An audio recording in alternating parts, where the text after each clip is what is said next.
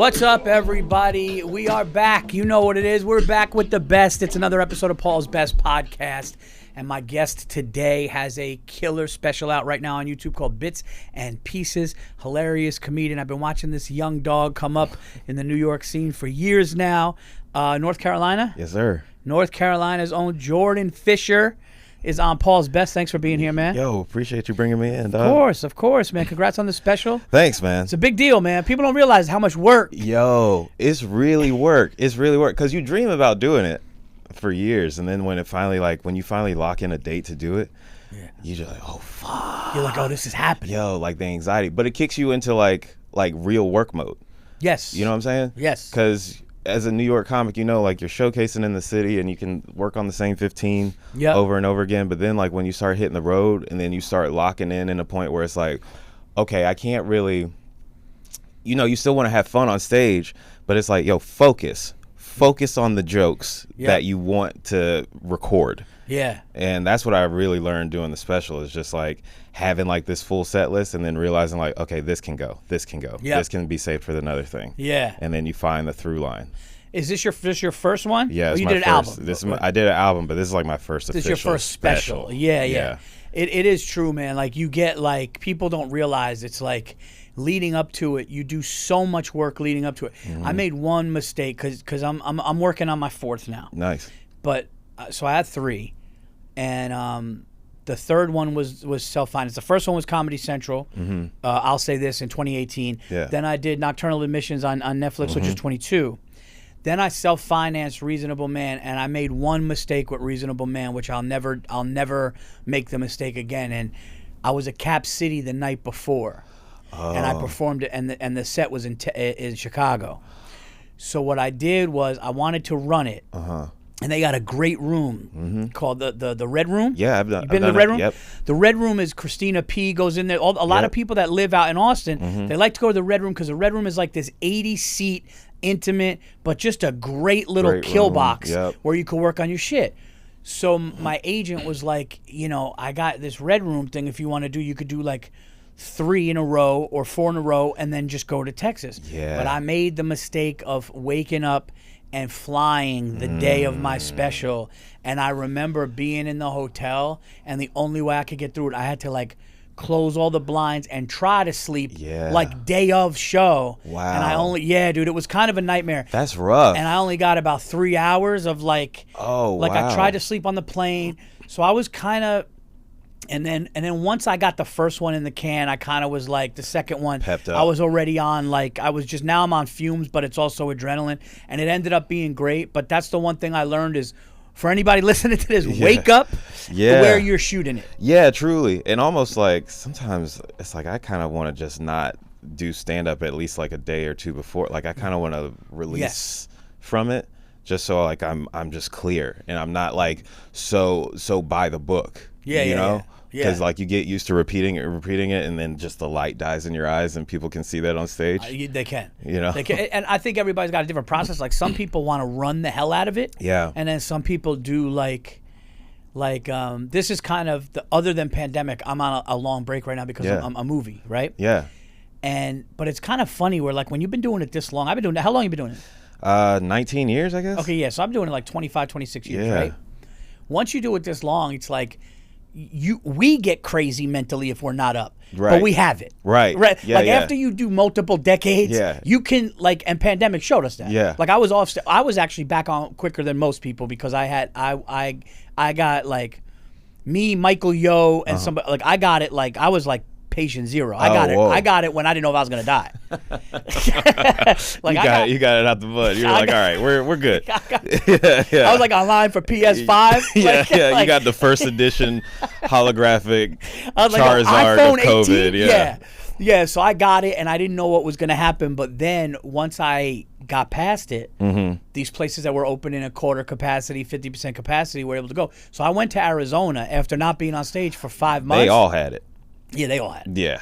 Everybody had it. Everybody had it. Yeah. It's full of leathered chest skin out there. What's hilarious is now now, like, it's so scary to know what could have been and how lucky people were, because even Fauci didn't know. Yeah, Fauci just like, mask up, bro. Like, man, like, that's the thing. Like, people get mad at whoever. Nobody knew, but when you were like, I was March, man. I was March. Yeah. Now that looking back, I was like, because I remember I was talking to Andrew full Schultz. Strength. Yeah, I remember talking to Andrew Schultz, and he was like, yo, you could, no, you don't. And he's like, you got to come on the pod. And I'm like, what, because I'm going to die?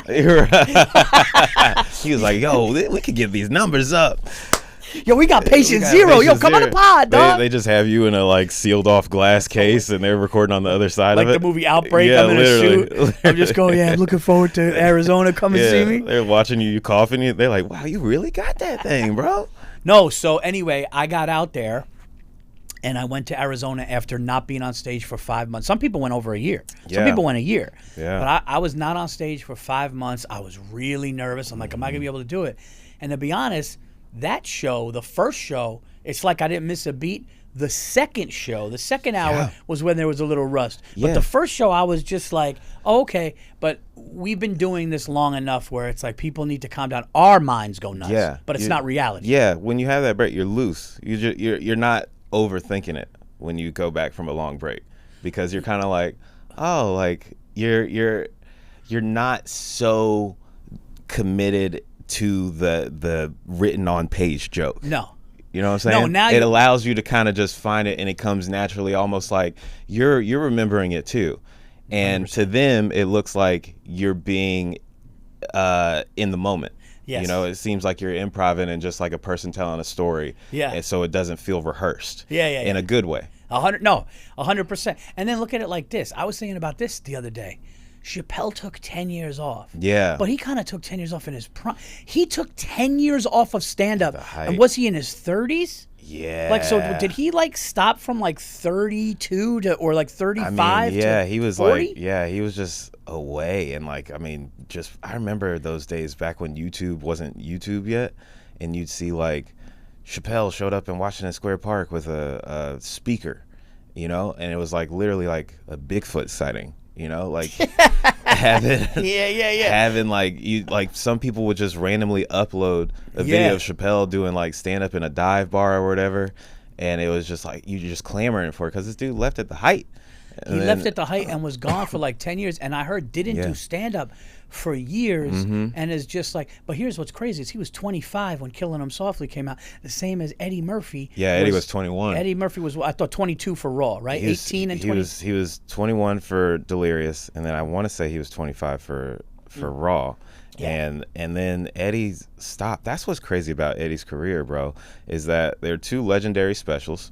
Say what you want about him now if you were to go watch him. If you're somebody that just watched him today, never had seen him you know before. how I feel about Eddie. Of course, I feel the same way. Yeah. I feel the same way. But for him to do those two specials and then go on to superstardom in movies, and then just from there, it was just that from there. That's crazy. Just that from there. Just two stand-up specials, bangers, classics, and then it's like, here's movie after movie after movie that are all like legendary in that time frame, you know? I mean, the fact that he did... You know what? I'm glad you're here because you're such an Eddie person, and I got people reaching out to me all the time. Oh, Paul, did you see Eddie? Eddie's everything to me. Yeah. My dad took me to see it when I was a kid. Eddie, to me, like, I'll watch Eddie in an interview and just be in awe. Still like, funny. Like, to me, Eddie Murphy to me is a unicorn. He's I think, like, you know, okay, so there's always the debates with Eddie Murphy just because he hasn't done stand-up in so long, but he is still just genuinely in his DNA funny. Like, he's just the funniest person. Like, even when he's not doing stand-up, if he's doing an appearance on Panel or Late Night or whatever, he's still if he's accepting an award, he's just so naturally gifted at being funny that it just stands the test of time. Yeah. Like, even, you know, the movies and everything. And, you know, listen, like, the movies may not be what they were compared to, like, you know, the 80s, 90s, whatever, but it's like, it's still legendary. Well, that's what's so great about Eddie is that it doesn't have to be Beverly Hills Cop or Trading Places or 48 Hours.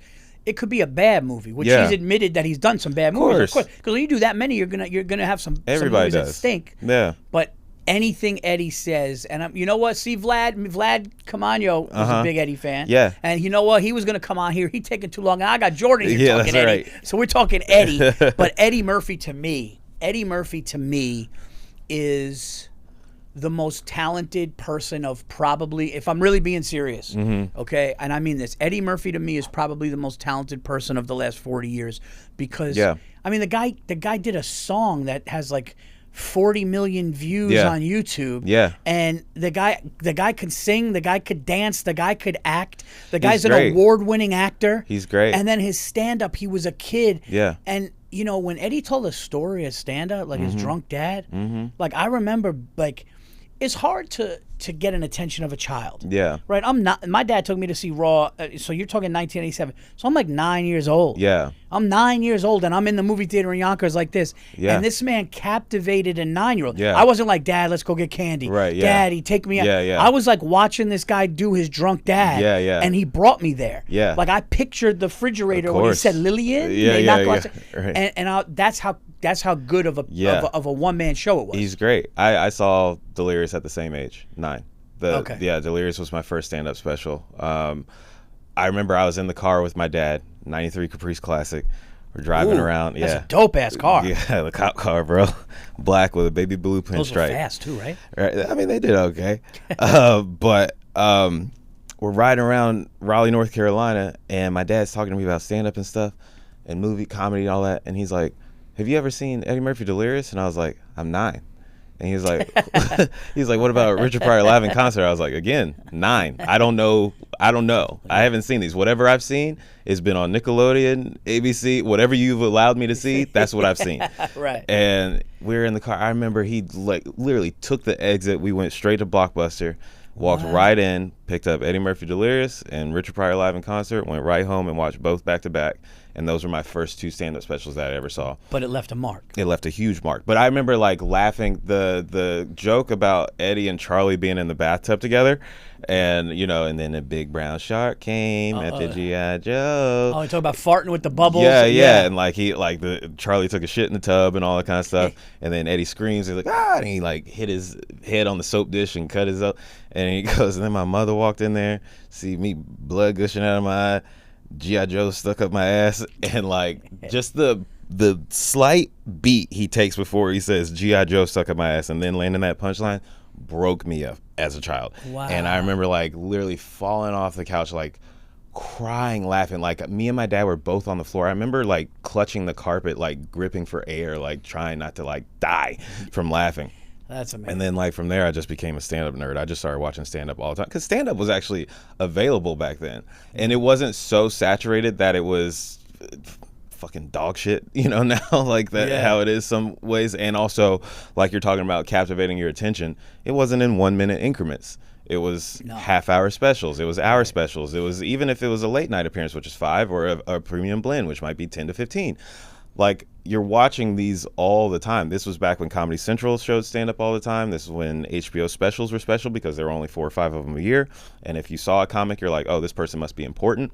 This is when Comic View was going on. So I watched this stuff all the time the way a kid would watch cartoons. I thought everybody watched stand-up. I thought all kids watched stand-up like it was in the same vein of cartoons or wrestling or something. Wow. And I didn't realize I was just being autistic for stand-up.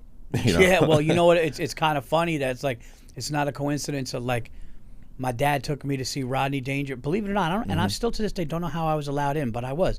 My dad took me and my brother to see Rodney Dangerfield at Radio City, and I was in the room. Wow. I was sitting on my dad's. I was little. Yeah, that's awesome. I was in the '80s. You had to call up from a payphone. It's the '80s. You had to call up from a payphone. My dad made my brother get on a payphone and call Ticketmaster and try to get tickets. Wow. And he called up and he was like calling Ticketmaster to get tickets to Radio City, and then so between that and going to see Eddie. But like, look, I mean, your dad and you were talking in a car in North Carolina. Yeah. He gets off the exit, takes you to Blockbuster, and then look, like we're both sitting here, and this has been our lives forever. And it's like it really does. When it hits you, man. Yeah. And it's like, but I don't know what your childhood was like, but my childhood, like parents divorced. Same. How old? I was 5. Same. Yeah. Yeah. Yeah. Do you siblings or no? I have one brother. He's 9 years younger than me. Okay, so my brother at the time. Before my mom remarried, my brother at the time was 5 years older than me. Yeah. But like, I think what happens to kids like us, where I think broken home, and you get a little stripped of security. I think you latch on to something. Yeah. And I think something gives you hope and a dream. Yeah. Right? Because were you a dreamer as a kid? Of course, like yeah. You start like thinking of what, like Yeah. no, but like I would have wild dreams. Like I remember Yeah. seeing Top Gun, and I was like, oh, I'm gonna get an F-15 one time and save people. Yeah. Like, but it was, like, it's so crazy. Yeah. No, but it's stuff like that. Because I remember one of my favorite movies as a kid was Goofy movie, and in the movie, there's a artist named Powerline, and Max, and also Max lives just with his dad. Goofy is a single father. Okay. And like Goofy is literally Goofy. And Max is like a teenage cool kid. Like he's like, and Goofy like loves his son so much. He's like, Max, come on, we gotta go. And Max is like, Dad, get off me. Get off me. But Max and all the kids idolize this superstar named Powerline. And at the beginning of the movie, Max does a performance in the high school. He takes over the high school assembly and does this performance as Powerline, basically, like lip syncing and like flying around the school and all this kind of shit. And I remember being a kid being like, yo, yeah, I'm doing that. I'm gonna do some shit like that. I do. I think like when you dream big, and there is almost a delusion to it. There's a fine line between like a delusional person. Yeah. But I think you need to be a little delusional in order to achieve some of these things. You have to have positive delusion. Like if you don't have delusion in a dream, I don't think you're going to make it. No. Like if I would have told my college friends, and I remember being in college, or I remember being in places and people going like, yeah, but you know how hard it is to do stand-up? Like get in front of like 300 strangers and make them laugh. You could never. So like if you were able to say that to your friends, they look at you like, what, your butt? And they don't even mean it mean. Right. But it's like you kind of do have to. And then like. But they ain't built like that though. They ain't built like that. They ain't built like that. They there's people. And listen, I wasn't somebody that was like. It's funny because I would perform, for a lack of a better word, in school.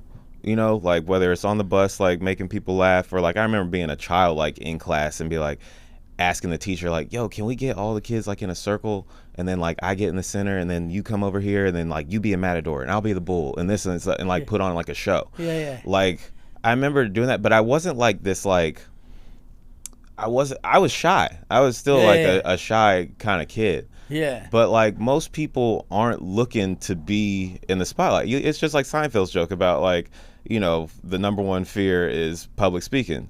So if the number fear 2 is death. So the guy giving the eulogy would rather be in the casket. You know what I'm saying?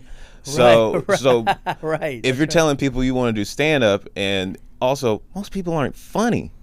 People ain't funny, dude. There's so many people that think they funny. Yeah. And especially us as men, because we're taught like, oh, you got to be funny, you got to make girls laugh and all this kind of shit.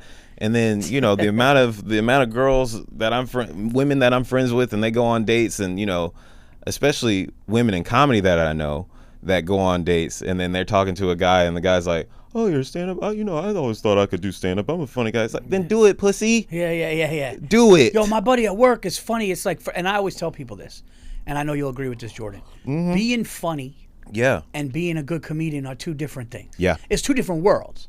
Yeah. We probably have funny uncles. We probably have funny friends in the street. Getting on stage and doing it that way. But the funniest thing to me is that people, well, not only are people that think they could be funny, but Giannis brought this to my attention in a really, Giannis Papas, shout out. He brought it to my attention. He's like, we're friends, like not the people that are the non-comedians. Yeah. But we're friends with the funniest people in the world. Yeah. Like when we go to the Stand, or you go to New York Comedy Club, or you go to the Cellar, you go to Gotham, you go to any of these places in New York City, you're around, like, and sometimes you take it for granted that like we're in a group of the funniest people in the world. Yeah. And when you really think about like the number, it's a low number. Yeah. It's a low number. There's probably like 200 of us that are like nationally going. You know, I'm talking about minus TikTokers, minus the YouTube, and not taking anything away. But people that can do it. For real. People that can at a high level. Yeah. And then do an hour of strong material. Yeah. Not just like, oh, like that was cool. Yeah. Like when people leave and they go, yo, that was really funny. Like we haven't laughed like that in a while. When people say that to me, I'll tell you something that happened, and it was one of the greatest things that anybody's ever said to me. I was at a club. I think I might have been in Long Island, and somebody said, the last time I saw, and I'm not saying this to pat myself on the back, I'm just going back to what you were saying. They were like, the last time I saw a performance like that, I saw Eddie Murphy at this club. Damn. And that, for me, I don't think Eddie understands. I think Eddie does. Eddie hears it. Eddie hears it. Yeah. And people come up to him and tell him all the time. Right. But I don't think Eddie Murphy really sits down and understands that little boys and girls watched him, and it changed their life because of him, to the point where like their life is altered, their family is altered, like because of the influence he had. And all I wanted to, when I did Troy, so Pete Davidson directed my Netflix. Yeah. But he also had we had an assistant director to help Pete, because it was Pete's first thing, Troy Miller, this guy. You're right. And Troy does all of Regan's and stuff. Okay, nice. But he knows Eddie. And all I was like, yo, can you send that clip to Eddie? Because he was like, this is great. And I'm like, well, if you know Eddie, or you might work with Eddie, let Eddie. Eddie Murphy, like Eddie Murphy saying like, yo, that was funny, would be like, for me, that would be like Jourdain going like, yo, your J is wet. Yeah, legit. He'd be like, me? What? Yeah, that'd be crazy. Right? That'd be crazy. I also think that's kind of what keeps Eddie from doing stand-up again, though. You know? Because if you have that many people, you forget the expectation that comes with that, too. Because if that many people are saying you're that influential, and then you also know that there are comics that were birthed from your stand-up. You know, Chris Rock exists, Dave Chappelle exists, Martin Lawrence exists. Eddie, that's all from the seed that is the tree of Eddie. Yeah. You know? So when you have that, people still regard your specials as top tier comedy of all time, and then you add time into that, what, 30-ish plus years from not doing it, the expectation is so high because people have such fond memories associated with you, so that anything that you deliver, and you know, comedy, it's a growth process. So if you come out the first time and you're trying out these jokes and they ain't hit, Eddie lost it, man. Yeah, you don't want that. Yeah, he ain't got it no more. Well, I think what he would do is, if he did do it, is he would have to really give it, I would say, like 18 months of every weekend. 18 months of every weekend. Performing, putting it together. But I do think he's so good, and I think he has so many stories in the bank. Of course. That, like, I mean, think about that. The stories, that man was hanging out with Michael Jackson in the 80s and 90s. Like, and I don't say like that for just like, I'm saying he was the Michael Jackson of comedy. You understand? Like, that's this man's stories. This is back before phones were a thing. He was in the thick of entertainment. Eddie was around when entertainment was like really, really dope. And I don't think, and I sound old saying this, I hate when I say, I don't think kids realize, like, that type of sentence. No, I know what you mean though. But kids don't realize like how accessible entertainment is now. They don't. Like, and entertainers in general. Like, Fame, even for me as a child, Fame was just different, bro. You saw a music artist when they popped up on TRL, or if they were at the MTV Music Awards or something like that, and then you didn't see him again unless like the paparazzi took a picture and was like, oh, yo, they were spotted here or whatever. But you weren't just like getting access. They weren't updating you on their stories or anything like that. They weren't posting every day. It wasn't a photo shoot all the time. You got to read a magazine article that they had. You got to see an interview sometimes on like 60 Minutes or whatever. You had mystery. You had allure. You did, and the king of that, no pun intended, was Michael Jackson. Michael he wanted to have mystery. Michael Jackson didn't talk to anybody, and it made people faint when they saw him. You know, like all of a sudden you don't hear from this guy who goes platinum that many times, and then the dude just shows up in Africa or Asia, for real, and you don't see him or hear from him for 2 years, and all of a sudden Michael Jackson walks on stage. Like, I don't know anything about you really, except that you just keep putting banger out. Legit. And back in the day, we talked about it before, many times. Like when Andrew Dice Clay sold out MSG, that was like national news. Now, if you look at their list, like people are doing MSG. Fame is different now. It's pockets now. It's pockets. It's like, oh, I like this person's comment. I like that person's comment. We're gonna go to this club. We're gonna go to that club. It's different. It's not like you said. There's no like movie stars anymore. It's not the same. What I always say is now fame is familiarity. It's not popularity anymore. Yes. So it's like, yes, that's a good one. I am familiar with this person because they come up on my feed a lot. My feed, and also people gotta realize, like, your feed is curated to you. It's what you decide to look at the most. So people now it's just like, oh, I keep seeing that person pop up. I keep seeing that person pop up. And it's niche to you. There's so many people that are famous to that person. You know what I'm saying? Right. Fame used to be fame to the world, to a nation. Yeah. But now it's like, oh, you don't know so-and-so? No. How do you not know so-and-so? They got 3 million followers. And then they show you the person, and you're like, I ain't never seen this person before in my life. They just sold out like 5 arenas. Yeah. They just did it, and then you're just like, who is different? But to them, they the shit. Yeah. Which is like kind of a gift and a curse of the industry right now. Is that like you don't necessarily have to attain the level of Eddie or like the comedians that came before us, but so you have a lane that you can create for yourself. And you can make a great living doing that. But the dream has shifted a little bit. Well, I also feel like there's way too much quantity. Yes. Right? When Eddie and them had fame, there was like a handful of them. Yeah. When a comedy special came out, 6 came out that year, if 6. You had Carlin on HBO. You maybe had 1 or 2 other ones. Showtime did them. You had like a couple come out a year. Yeah. Now I think you get 30 a month. Legitimately, No. I'm not even joking. You're not even exaggerating. I think 30 stand-up specials a month come out, as opposed to literally maybe 6 a year. Yeah. From people that ain't ready. For people that ain't ready, and it's real, and it's just the truth is that. But like, there's somebody that sees Jourdain Fisher, like, yo, shit, there's Jourdain Fisher. Right. Like, dude, you're funny as hell. There's people come up to me, be like, yo, I can't believe you're here, and I'm like, yeah, it's because you've watched and followed, and you like my style. Dude, you know what's crazy about that too? Yeah. I've had it where like I'll talk to somebody right after a show or whatever, and we'll be talking. And then we'll exchange Instagrams or something like that. They're like, oh, let me look up your Instagram, blah, blah. And I'll type it in for them. And then they see my numbers on Instagram and they go, oh, you famous. No, I'm not. Right. Just 30 seconds ago, you didn't know that number. Right. And you weren't looking at me like I was famous. Right. Stop letting these bullshit fake numbers determine your or a blue check mark. Yeah. Or something like, oh man, you're on here, man, you got, and it's like, yes, it's almost like if you took social media away and you just went pound for pound. Yeah. That's what it should be. That's what it should be. I wish it was that. For real, dog. I wish it was pound for pound. Who's got hands? You know what I mean? When I tell you I'm so sick of the social media game, bro. I know, man, and it's tough because it's kind of like people like, oh, keep your phone down. I did that. I kept my phone down for a day, and it felt good, man. But it's kind of our business though, because you got to post and you gotta post and you gotta interact, and all of a sudden now you got shows, you got a tour, you got to put your tour out. Jourdain Fisher is here. We spoke about it, and this is going to be a fun one for you guys, okay? By the way, I want to thank all of you guys for hitting the clips. We got clips going viral all over the place for Paul's Best. Go to the YouTube channel, click the subscribe button on the YouTube channel, rate, review, leave comments for Paul's Best. It moves the show to the top. Get it anywhere you get your podcasts, iTunes, Spotify. You know what it is. Big Money Players. Shout out Will Ferrell, Big Money Players Network, and iHeartRadio. Today, Jourdain and I are going to do a fun one.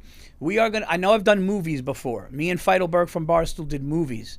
But today, me and Jourdain are going to do best comedy movies. And, speaking of Eddie Murphy, I mean, there's he got 10 alone. Yeah, Eddie Murphy's got 10 alone. But what I like about comedy movies, what I like about this one is it's so subjective because there's somebody, I'll throw one out there that I bet you not a lot of people saw that don't know about. And it's one of the funniest movies ever is Kingpin. Did you ever see Kingpin? I've seen the cover of Kingpin a lot. Dude, I never saw Kingpin. Kingpin, Woody Harrelson, Randy Quaid. It's so funny. It's a bowling comedy.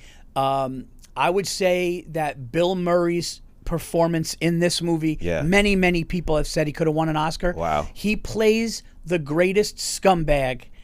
Bill Murray plays, I don't even care if you're a Bill Murray fan. Yeah. Bill Murray plays the greatest low-life scumbag, just scammer, maybe ever. It's laugh out loud, cry funny. Kingpin is up there, and it's one of those sleepers that people don't know. Yeah.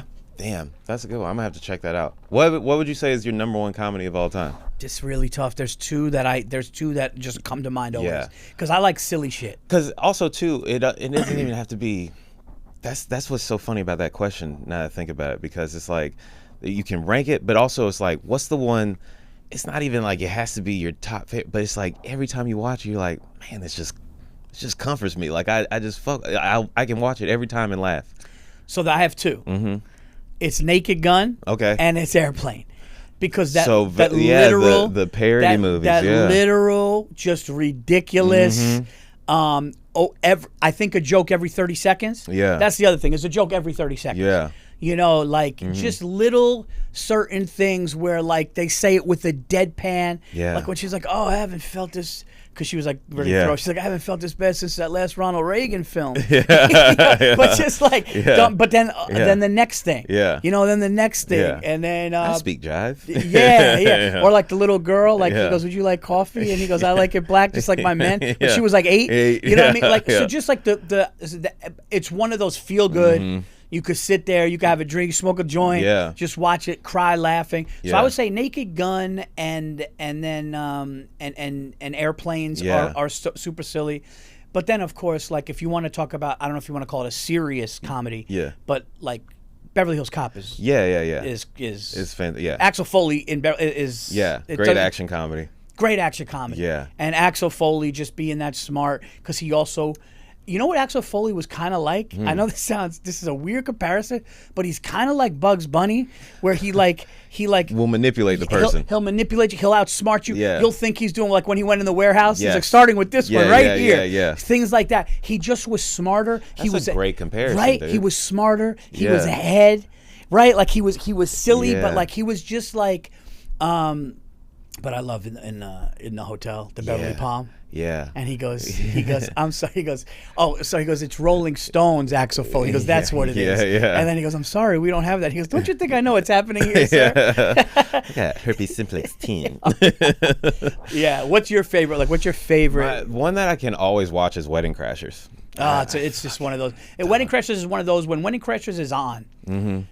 And I love the yin and yang with Vince Vaughn and Owen Wilson, but it's one of those when it's on, you just watch it. Yeah, every time. It's just so funny to me. It's just so great. Like, and Bradley Cooper is such an asshole in that. When I saw Wedding Crashers in the theater the first time, I remember seeing how much of a dick Bradley Cooper was that I was like, oh, that's who you are, bro. Like, I'm so surprised that he became the star that he was because he was such an asshole in that movie that I was like, this guy's never gonna make it in Hollywood. He's so unlikable. That's how good. Yeah, but like just Vince Vaughn is just so the scene where they're all at the dinner table and he's getting jacked off by a crazy girl. Oh my god, he's like coughing. And shit. Oh dude, like, that was holy shit. He's like, holy shirts and pants. That's what we are.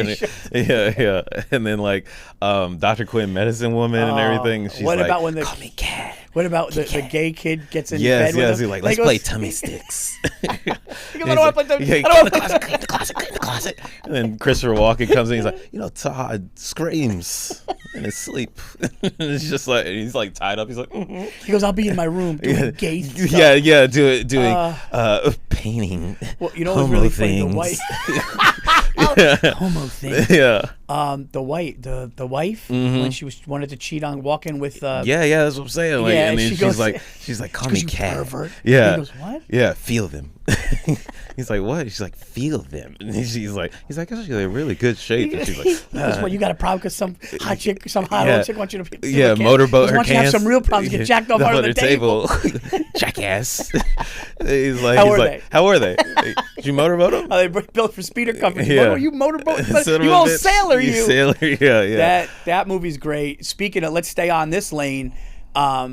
Old School, man. Yeah. Old School with Vince Vaughn. It's just so funny, man. Yeah, dude. You know, Will Ferrell, man. Man, I think the era of comedy movie, like hard-hitting comedy, I think it ended in 2014. I think a lot of things ended in 2014. So, I think the last good ones on the way out were like Tropic Thunder. Tropic Thunder is incredible. Yeah. And then I think the last... Because, like, that era was, like, Tropic Thunder, 21 Jump Street, 22 Jump Street, and then I think things ended with Game Night. Have you ever seen Game Night? It's got Jason Bateman. That's when they play. That's when the couples get together and they play. I think is Jennifer Aniston? No, it's not Jennifer Aniston. It's the same girl from Wedding Crashers. This what's her name? Rachel. What's the girl from Notebook and Wedding Crashers? And McAdams. Yeah, Rachel McAdams. Yeah, okay. So it's her, Jason Bateman. They're a couple. Jesse Plemons plays a great role in it. But they're doing a game night and then they get caught up in like a real life like almost like a mob situation or whatever, and they think it's like a game still. It's so underrated. It's so good. It's one of those movies that was like on the tail end of like hard hitting comedies coming out, and like people didn't really go to the theaters as much, but then when you go watch it, you're like, oh, this was slept on. Like it's a really solid movie. Everybody gives good performances in it, and it's very funny. And Lamorne Morris is in it from New Girl. It's solid. It's good. Yeah. I think some of the Ben Stiller ones, man, like you know, the original Meet the Parents, like the uncomfortable, the uncomfortability, of Ben Stiller playing that role with De Niro in the car, and he goes, who would have known the dragon was about to smoke weed? What do you mean? He goes, what do you mean, Greg? He goes, well, you know, and he goes, no, he's just talking about the magical dragon, like how uncomfortable he was. I got nipples, Greg. What's that? I got nipples, Greg. Can you milk me? Can you milk me? Yeah, you can milk anything with nipples. Dude, Along Came Polly. Ben Stiller also like low-key underrated. Even though like he's got an incredible body of work, I think he's kind of low-key underrated when it comes to comedy still. You know? He doesn't get the the praise he deserves. Like, dude, the Dodgeball. Dude, the character he played in Dodgeball. Come on. Yeah. He goes, add 6 pounds to the women's scale. Yes. He's fucking great, dude. Like, he's put out some real bangers. He actually is like slightly underrated, and I wonder what that is. Like, because there's a reason for it. Yeah. And when guys like that don't get the full, it means something, I think. I don't know what that means. Yeah. But like, I don't know if it's I don't know, but like Ben Stiller has put out bangers. Dude. Yeah. Dude, Along Came Polly, I cried. Yeah. I cried. How about this? Something About Mary. I was about to say, Something About Mary. Something About Mary, I lost control. There was parts of Something About Mary where I lost control of myself laughing. Yeah, it's really good. Dude, he's so good. That's the thing, though. There was like, man, I really miss the era of like hard-hitting comedies. Like really like just go for it comedies and not like being worried about cancel culture. Also, I think comedy movies are missing the element where comedy movies live in almost like a separate world than real world life. Because I think now a lot of comedy movies are too aware of the world we currently inhabit. Along Came Polly, Wedding Crashers, those movies almost exist on a different earth where rules don't apply. Right. You know what I'm saying? Well, especially Tropic Thunder. Yes, exactly. Especially Tropic Thunder. Tropic Thunder is one where rules definitely don't apply. But they're not in the movie going like making jokes like, oh, well, you know, they're not referencing like cancel culture within the movies. Now a lot of movies have lines written in about cancel culture, about pronouns and things like that, which do whatever you want to do. But I'm just saying, like, in the comedy movie, all bets are off. You don't have to address the real life thing that we're living in. That's the whole point of us watching a comedy. I couldn't agree with you more. And it's like, some of those movies, I don't know if they could be made. I don't know if Tropic Thunder could be made today. It couldn't. But also the thing is, what I don't like about that argument a lot of times, because you'll see you'll see the things like you'll see actors from like The Office or whatever saying, well, The Office could never be made today. Well, if it couldn't be made today, then why is it one of the most rewatched shows 100%. On streaming? Why is it always on TV for reruns? Like, why is literally Comedy Central only showing The Office reruns? Like, every cable network is basically TV land now. It's just reruns from shit that was funny and good that you could make and obviously could still get away with because people are still watching them, and you know they're watching them because they're making you money, or else you wouldn't have bought them and syndicated them. Right, they're syndicated, so everybody's still watching them, and they wouldn't be making a remake of The Naked Gun if people didn't love the original Naked Guns, which were in the early '90s and mid '90s or whatever. So I totally agree, and I also feel like this, and again, this podcast is all positive, so we don't talk about heavy shit. But I feel like jokes about stereotypes and race disarm it. I mean, like the Wayans brothers too. I was about to say, the Wayans brothers, they do movies where it's like, yes, you're going. Like, I'll be honest with you, when I see, and I understand it's different with every culture, every race, but when I see a stereotypical Italian joke, where like the dude is either a criminal or living with his mom at 40, I just go. That just makes me go, oh, they're just, like Family Guy does. But see the reason. You want to know why Family Guy doesn't get canceled? Because it's animated. Yes. But it disarms, and I think like the thing with Tropic Thunder was it was just funny. We want to go away from that. But also the thing is, you have to allow people. There's a lot of people that speak up on behalf of other people now. Yeah. And you have That's actually a great point. You have to allow the person that the subject, who is the subject of the joke, to decide whether it's approved or not. Black people, we watched Tropic Thunder and we laughed our asses off. Of course. Because we knew Robert Downey, even though it was a blackface character, he was making fun of the people that do that are taking it too far. Like he wasn't just doing blackface just to do blackface. Like that's how smart the script is. That's how smart Ben Stiller is to like put that all together. So, man, that movie, dog, I remember watching that movie in theater, like in college with my friends, and like I watched Tropic Thunder maybe 15 times. It's so funny. What got some crab? I was on the patio, yo. God days for you. And then like when he comes up to Ben Stiller, and Ben Stiller's got the map, and he's like, "Hey man, you looking shredded up, you looking good right now. You know, remember Rambo? When he was cut, but then Rambo 2, he came out real shredded. That's you right now." He's like, "Yeah, you know, I've been. Give me that goddamn map." Like, any tips? Yeah, any tips? Any tips? He's like, "I thought we're supposed to be a unit. Suck my unit."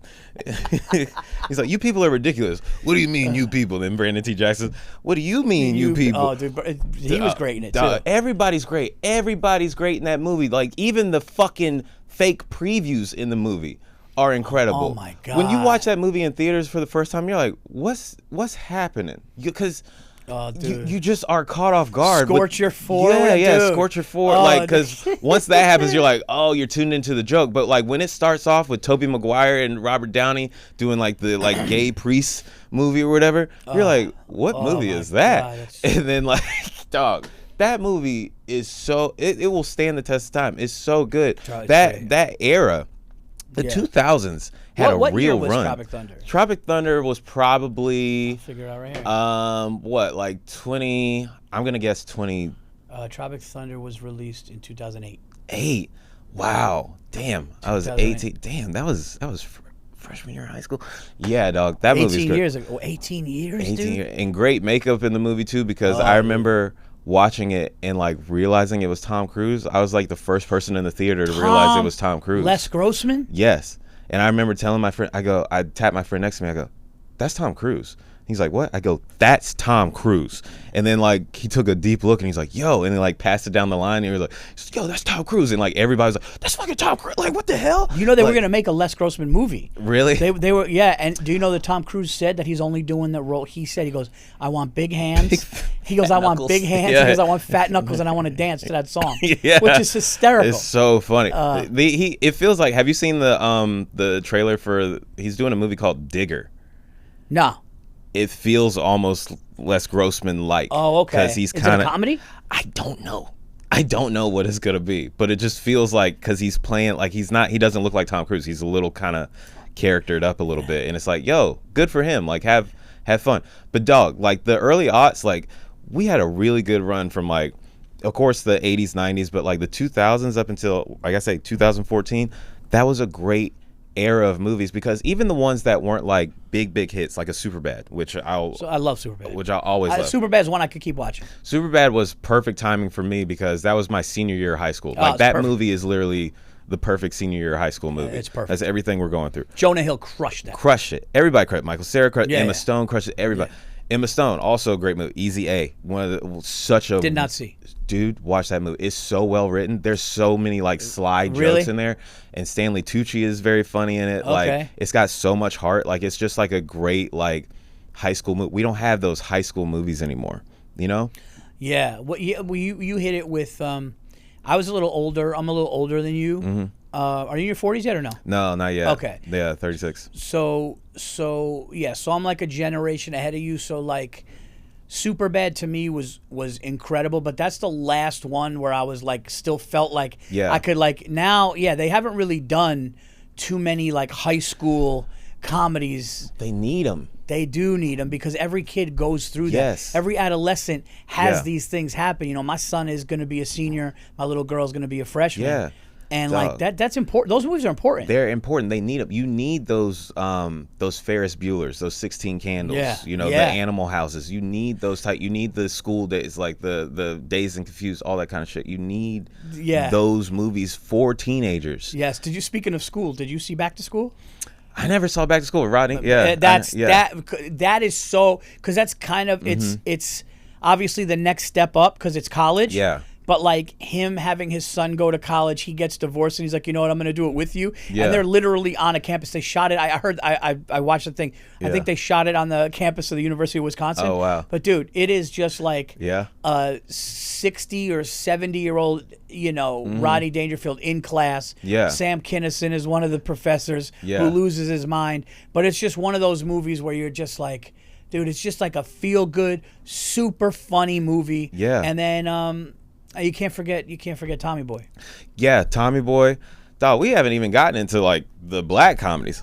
Like there's so many there's so many good comedies. I mean, I think like Don't Be a Menace is one of my favorites. Don't Be a Menace, South Central Drinking Your Juice in the Hood. That killed me. Do we have a problem? He goes, USSR. Yeah. Scary movie. Any of course any of the Eddies, the Trading Places, the Boomerangs, of course all the Beverly Hills, the Nutty Professors. Life is incredible. So good. Life is incredible. And you know something? I'm glad you brought Life up, Jordan, because I was just going to say I think I'm going to say this. The best black comedic actor is not Eddie Murphy to me. You know who it is?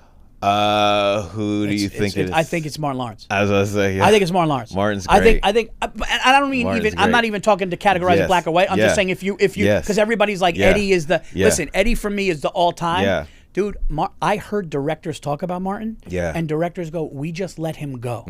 Like, we just let him go. He's great. And it's the most brilliant shit. Blue Streak. Yes. He was incredible. Yes. You ever see Nothing to Lose with Tim Robbins? I never saw Nothing to Lose. Oh, my God. Where he robs Tim Robbins in the car. Welcome to hell, bitch. No, I haven't seen that one. Dude, Martin Lawrence in Nothing to Lose. Martin Lawrence in Blue Streak. Martin Lawrence in Life. Martin Lawrence in Big Mama's House. But they say that, like, his improv. Yeah. Like directors are like, dude, he did something, and we're just like a lot of the shit you see. Bad Boys 1 and 2. Dude, when he was high on Molly or whatever. Yeah, Bad Boys 2 is so good. When he was drinking out of the vase, Yes. dude, like he played that part when he almost threw up when the guy's head came off. Or the Yes. He goes, but his brains, Mike, his brains. Oh, he dead right now. He ain't answering shit. Martin Lawrence to me, dude. I mean, his stand-up is great, but you want to as far as like comedic actors, I think he's as good as anybody, man. He's great. He's fantastic, dude. Like those movies, White Chicks. Let's see, Martin. Still talking about Martin, House Parties. Like those movies, like dog. Martin doesn't say things that aren't funny.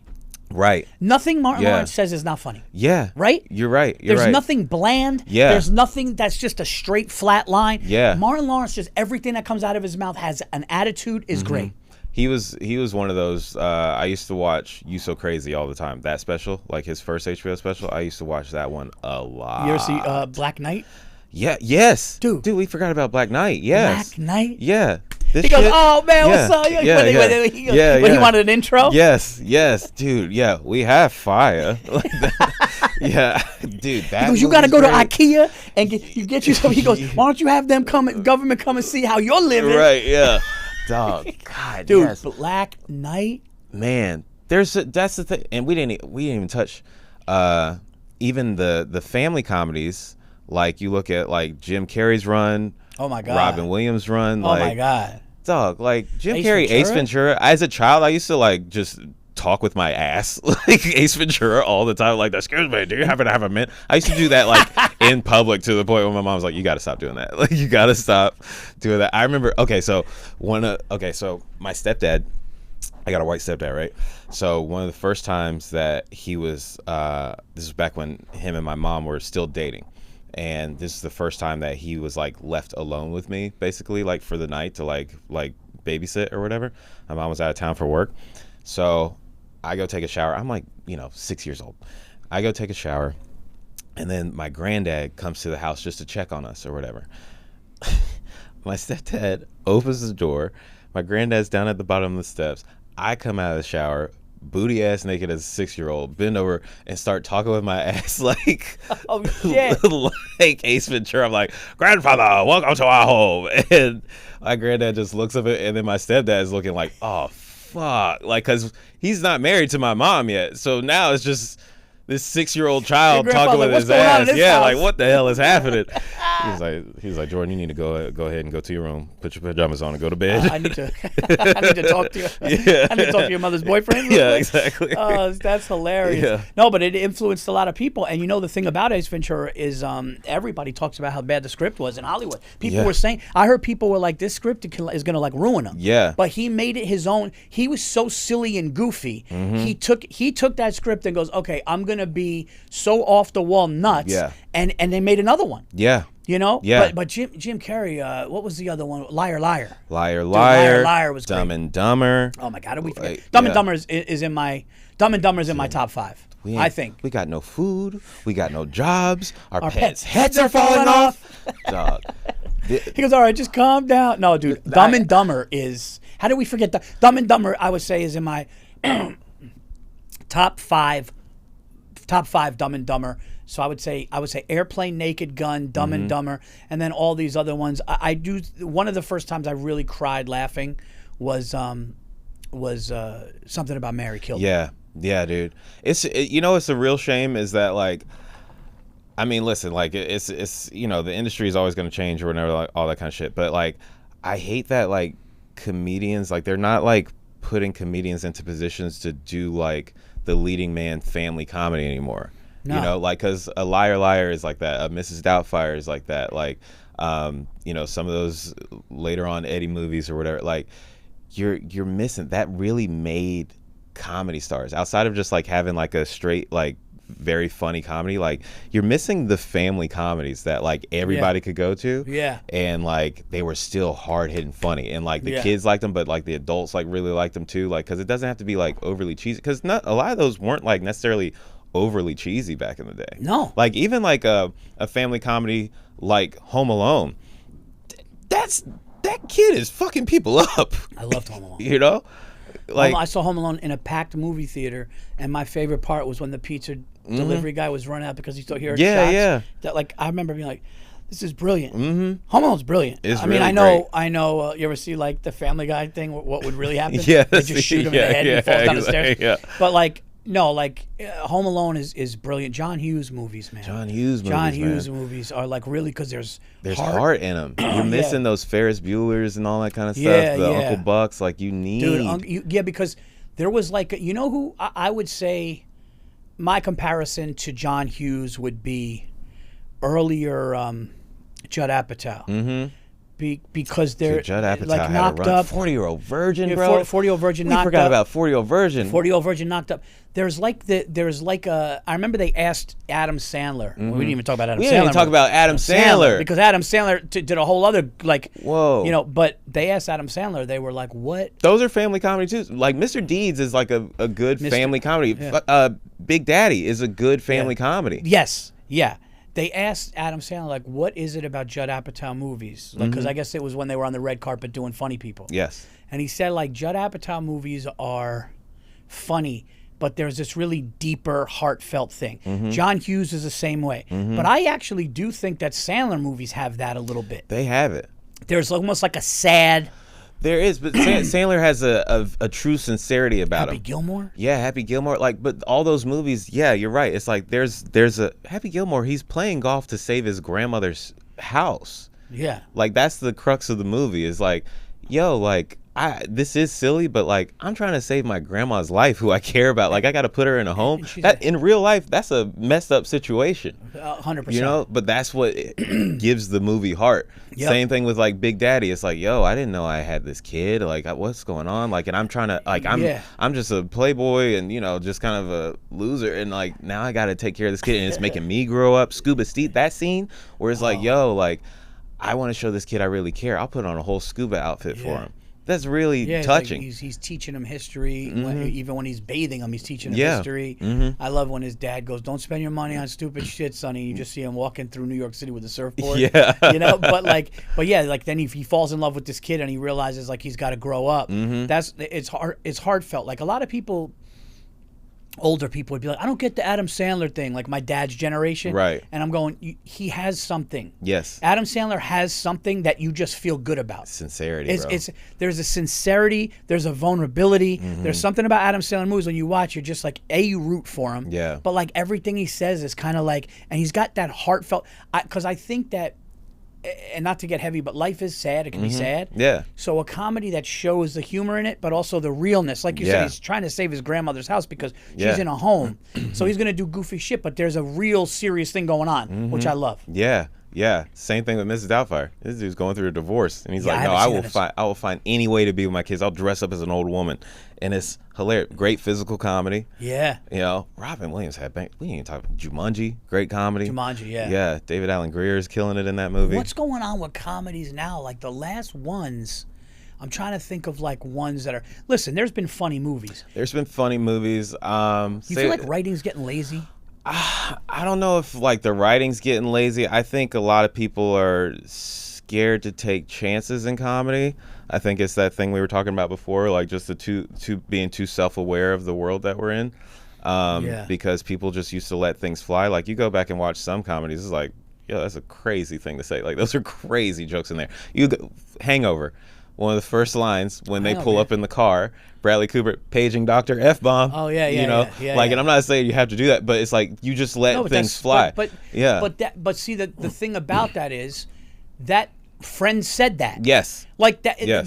There shouldn't be a problem with that because your friends would say that. Right. And any time, who said this? Like any time in comedies where a slur, whether a gay slur or something like that, it was never actually about your sexuality. It was about look at his pants. It's a joke. It was never. It was never the thing. It was never the thing. Yes. It was always like, dude, you're letting your wife run this, so we're gonna call you that. It wasn't that you're really that. Nobody's making fun of your sexuality. Right. So exactly. and that you said it best, Jourdain. They let things fly. Yeah. And again, I keep going to Tropic Thunder. I also heard, I haven't seen it in a long time, but like I think like Blades of Glory was hilarious. Blades of Glory is funny. How do we haven't even talked. Will Ferrell had a generational run. Elf, of course, Step Brothers, which low-key, I know people love Step Brothers. That movie gets under my skin. Does it? Why? Because they're grown and they're acting like such children that it starts to piss me off. Like when they're like, I'm like, I'll punch you in the head. Like I can't. Like the silliness of it is. But I love Anchorman. And I love like Talladega Nights. I enjoy. Anchorman, I think, is Will Ferrell's top. That's my favorite. That's his favorite. They just asked him to rank. Yeah, and he put Anchorman on the top. Anchorman's great, man. Dude, Talladega Nights is underrated. Very quotable movie. Dude, Talladega Nights is underrated. Yeah. I think it's really funny, man. I'm telling you, like, I don't think people realize, like, we had it really good. There was a really good run from literally like a 30-year run of comedies. Yeah. Like and I really feel like the 2000s, and mind you, like that was like, you know, that's high school and everything for me, but they were like really pumping them out where like, you know, that, and also too, like SNL used to have that pipeline of giving us stars that went into movies. Yeah. Mike Myers, Will Ferrell, Adam Sandler. Yeah. Like Mike Myers, dude, those Austin Power movies. Yeah. All three of them. Yeah. Hilarious. They're great. They are really funny. Yeah. They are really funny. It's really hard to put like number one because I'm trying to go to characters. Like Axel Foley is just such a great character. Ron Burgundy is such a great character. Yep. Ace Ventura. Those are Incredible like the three characters that come to my mind. Yeah. But I will tell you this. In my opinion, too, one of the most brilliant people is Keenan Ivory Wayans. Because Keenan Ivory Wayans, to me, understands the culture. Yeah. And just nails parody, but is also just so funny and goofy. And those scary movies, even the ones that like the later ones, had scenes in them, man. But Keenan Ivory Wayans literally created generational wealth for his family. Dude, In Living Color? In Living Color, I'm Gonna Get You Sucker, Don't Be a Menace, the scary movies. Like, that man is the godfather of like of entertainment for that section. Like he really created a lane and opportunities. Like, we wouldn't have Jim Carrey if we didn't have Keenan. We wouldn't have Jamie Foxx if we didn't have Keenan Ivory Wayans. Yeah. You know, of course, all the Wayans, that goes without saying, but that man created true opportunities for people in entertainment, and it's like slept on. Like, he does it like he's like a Norman Lear of sorts for for that sketch. Dude, I'm comedy. gonna get you, sucker. Yeah. Killed me. Yeah, legit. And then like when the girl's on her period and she like turns into like the big like demon thing, she's like, and everything. Like yeah. I love when he goes, Chris Rock. I'm gonna have a rib. One rib. Can I get one rib? Put it in my hand. $1. He goes, $1. Come on, man. Yeah. He goes, all right, pour some water in my hand. Put some water in my hand. Then he takes out a rack of money. Yeah, man. I'm trying to think of. I don't think we miss. I definitely know that we're not missing any that I thought of, but I do think, Jourdain, I think writing is Pie. What's that? American Pie. Dog. American Pie, dude. There's movies that aren't even like on like the upper echelon of comedy, because they used to make these low budget comedies where it's like, hey, these might not be huge hits, but we're gonna make them in the DVD sales. Like you look at something like A Road Trip, Sex Drive, or something like that. Like there was these like offshoot comedies that were just like, you go back and watch them, you're like, damn, this is still pretty funny. Did you ever see My Blue Heaven? No, what's that one? Oh, dude, My Blue Heaven is Martin Short and Steve Martin. Okay, yeah. Where he's in Steve Martin is a mafia guy in the Witness Protection Program. Dude, it's so ridiculous. Yeah. Dude, Steve Martin. My dad loves The Jerk. The Jerk is Father of the Bride 1 and 2. Like my dad loves those movies. Yeah. Those are still funny. Like there's old people listening to this going, "What about Mel Brooks?" Spaceballs, dude.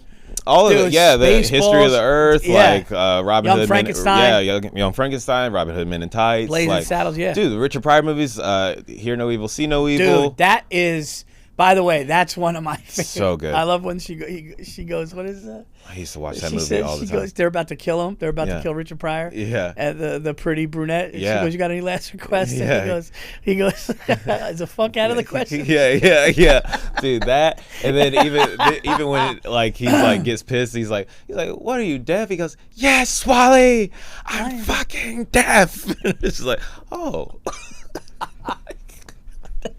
How brilliant of an idea is that? That you're gonna take Gene Wilder and Richard Pryor. One's gonna be deaf, one's gonna be blind, and they got to get through, and they got to take down. So it's perfect. Yes. It's a brilliant, to sit down and write that screenplay. It's That's so what good. I mean. I feel like there's a lazy. This is what when I watch movies now, and I don't know if you feel the same way, but when I watch movies now compared to the movies that me and you were talking about, I feel like opening, problem solved, over, too kind of quick. It's almost like it's pieced together. Like I want to say they telegraph it. You know what's gonna happen. I don't know, man. There's a lot of it's become formulaic. Yes. I think a lot of things are based off of attention span now. Great point. So even with action movies now, especially ones that go straight to Netflix, they want you to open the movie with a big action set piece to keep people hooked, because you're dealing with the second screen problem. So that's the problem. And me and my girl just watched The Lost Boys. You ever seen that? A long time ago with Kiefer Sutherland. Yeah. I had never seen it, and we wanted to go see the Broadway play, which is phenomenal. Yeah. So she showed me Lost Boys, and in the movie, in the opening, they're just showing a lot of shots of just the town. Yeah, just the town. And I miss this. Yes. I miss when movies took their time to just kind of lay the groundwork and show you, this is the world. It's alive. And, also, it's just basic cinematography. It's just, it just allows you to, catch your bearings and be also oh, that's a cool shot. That's a cool shot. Oh, nice. Just settle into the movie. It doesn't have to be this immediate thing. And, also movies, it adds heart to the movies. A lot of movies, too, I think the way they shot, they look all flat. I've watched YouTube videos about this kind of shit. But, movies, the angles are very flat, and comedy lives up close. They used to, comedies used to kind of have, this I mean, it goes into shooting on film versus digital, but there used to be, you could almost feel it. It was tangible in the movies, Yeah. And you need that in comedy. It can't be so glossy. You need it to feel a little almost like you can step into it. You know what I'm saying? No, you're making me think of the movie Big. Now, the movie Big with Tom Hanks, they're just on their bikes with a stickball bat. You see a pile of leaves on the corner. Yes. Right? It's fall time, and they're just a kid. They're two kids with their BMX bikes, and they're talking and they're singing. And they're talking about sports. They're talking about whatever. And you need to set that up first. Yeah. Because once it's established in somebody's brain, like, okay, it's suburban kids. Yes. Now one makes a wish at an amusement park. Now you kind of go back to, as he's big and he's in the corporate world, you're thinking of his home. You're going like, dude, he's like, his friends are like thinking about him. He's a child.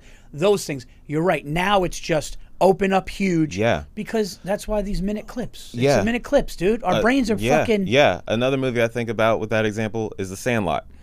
Oh, dude, Sandlot's great. The Sandlot, think about how long it takes before that ball gets hit over the fence into the beast's yard. Yeah. It's a long time. It's not till halfway through the movie. I was going to say maybe a little more than half. Yeah. The whole opening of the movie, the whole first half is what's the main character's name? Whatever the main character's name. Yeah. Like when he meets Benny and Squints and all the kids. It's just him like being a fish out of water and learning baseball. He's got this big ass hat and everything, and like them just playing ball, Wendy Peppercorn, 4th of July game, all that kind of stuff, and then finally throwing up at the amusement park. Yeah, throwing up at the amusement. You're just kids hanging out having fun. Treehouse. Yeah, Treehouse, and it's still all funny stuff, but the inciting action doesn't happen until Benny hits the guts out of the ball, and then he's like, I got a ball.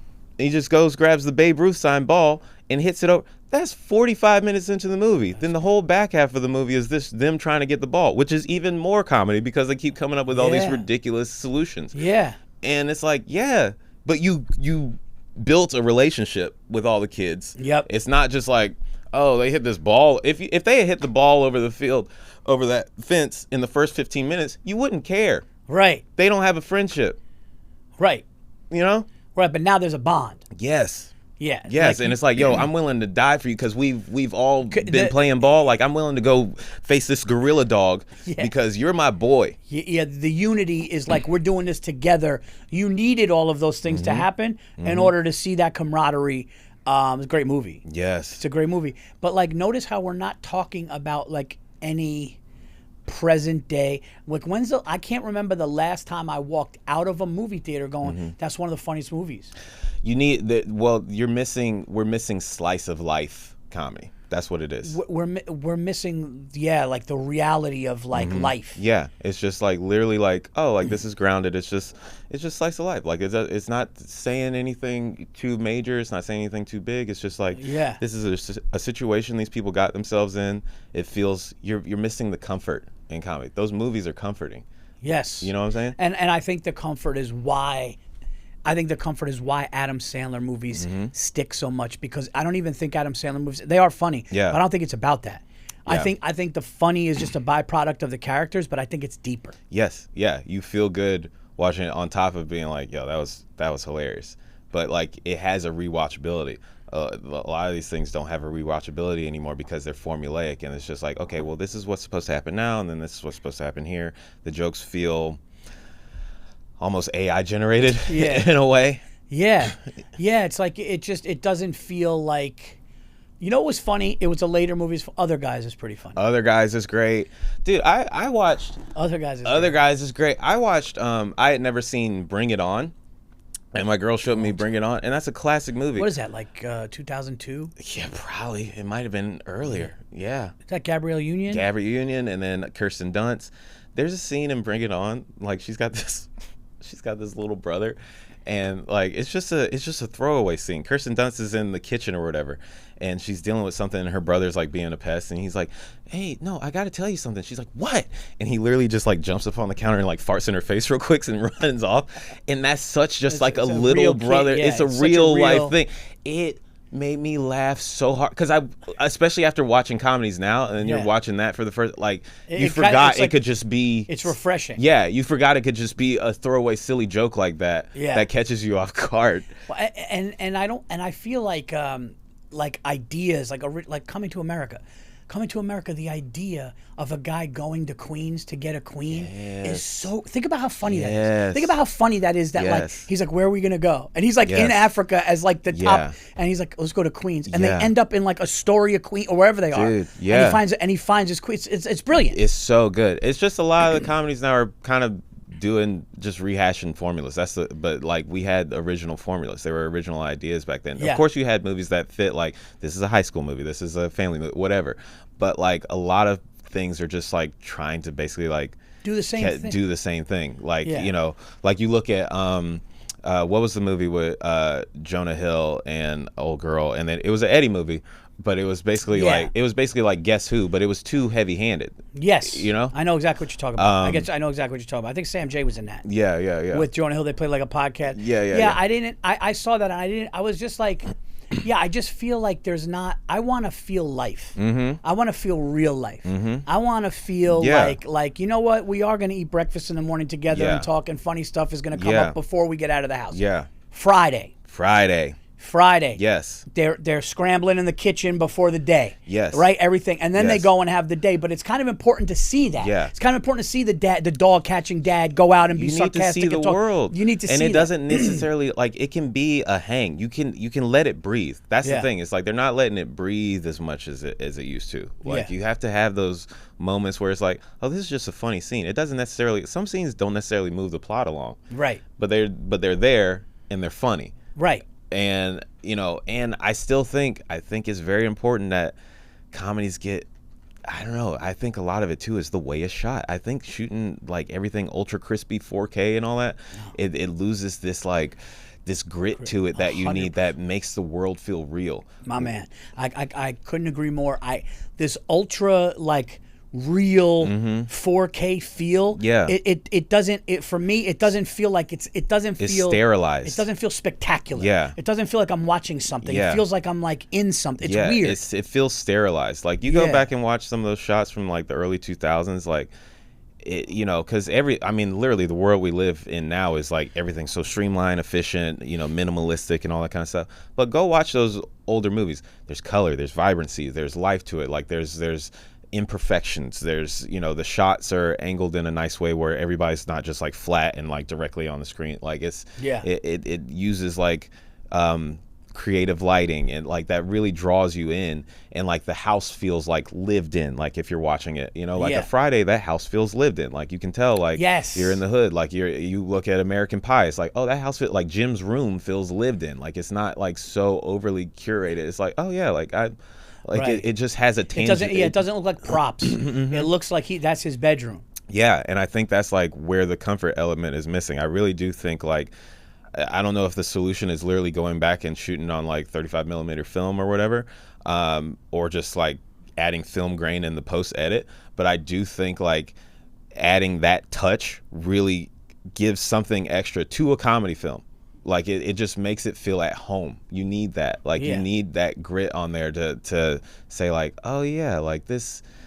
It just feels real. I don't know how else to put it. It just feels real, and I've become almost like obsessive with, like, I'll watch like older movies for comfort now just because of the way they look, because everything is so fucking perfect now. Like it was like, listen, like I love a 4K flat screen TV and all that kind of stuff. Like, you know, as a man, we're all like, get the big TV and it's got to look good and all that kind of stuff.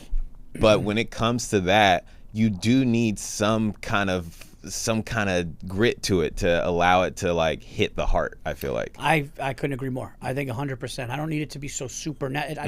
I want it to be. I want it to be like I'm watching a movie, like I used to. You ever see The Holdovers? It's Paul Giamatti. No. It came out like maybe 3 years ago at this point. Oh, good. Yeah, you should watch that. It's very, very good. It's got some funny in it. It's touching.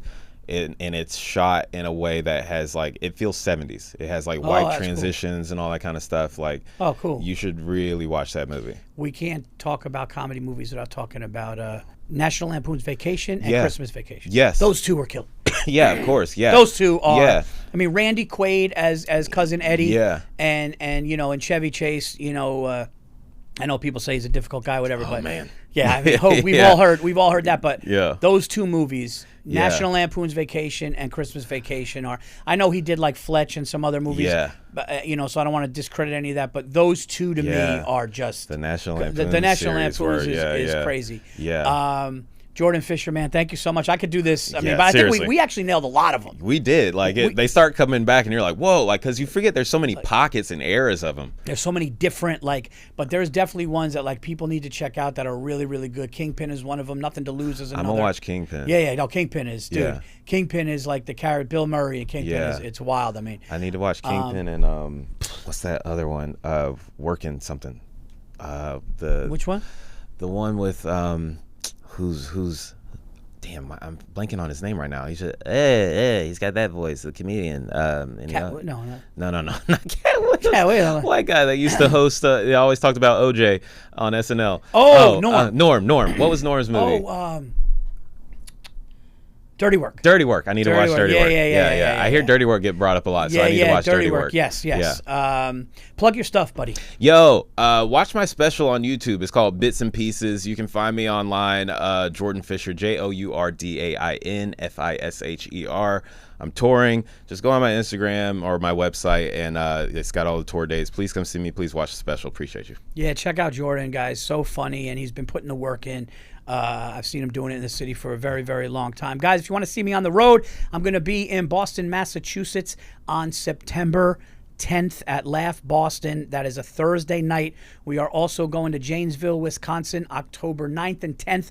Buffalo, New York on the 11th. It looks like we're going to Austin, Texas at the end of October. Right now we have New Year's Eve at the Philadelphia Helium, and more dates coming. PaulVirzi.com. Thank you guys so much. Please subscribe to Paul's Best Podcast. If you guys are listening to this and we missed any funny movies, please put them in the comments. We appreciate you guys listening. Thank you, Jourdain, for being here. We'll see you guys next week.